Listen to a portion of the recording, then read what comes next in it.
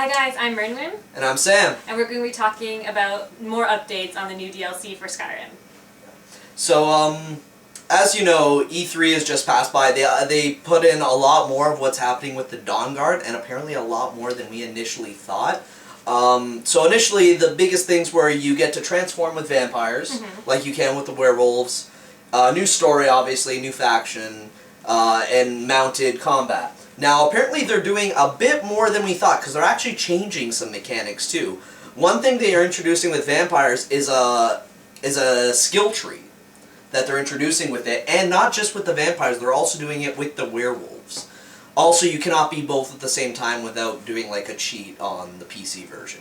They said you have to give up the werewolf if you want to be the vampire.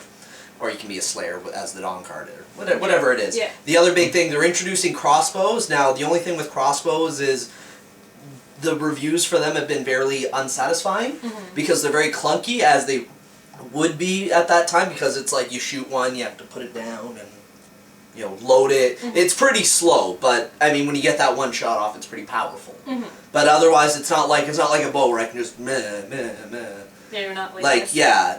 It's like how you would imagine a crossbow, a giant crossbow would actually work. So it's kind of clunky. The other thing is vampires in general. The transformation, don't know if it's timed yet. I'm assuming it's going to be timed. I don't know how you extend it, because I know you can do that with werewolves. But it has some interesting powers. You can summon gargoyles, like you can summon like the Atriarchs. I believe they're also on a timer too, but it's just really cool to have a giant gargoyle bashing against bandits. You get a force pull for all, it's called Vampire's Grip, which is an awesome title for the spell.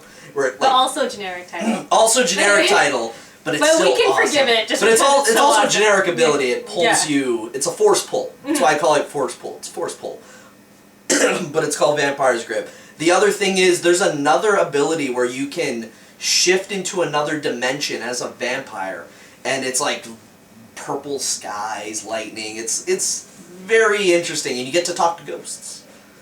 All about that, and of course you still have the things we also talked about. There's still an Elder Scroll in there, which is huge for the series. It's only the second time an Elder Scrolls played a main feature in it. There's kind of like a minor thing in Oblivion, but I mean as a main thing, because apparently that's the objective, is the Elder Scrolls apparently. So I mean, lots of new updates. It sounds really cool.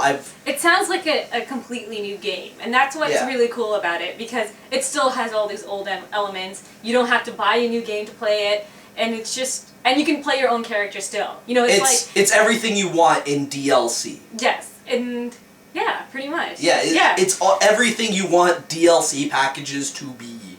Like, not only does it expand on everything, but it gives you lots of things that make it worth buying. It's not just like an add-on feature where it's like, I can have this for $3.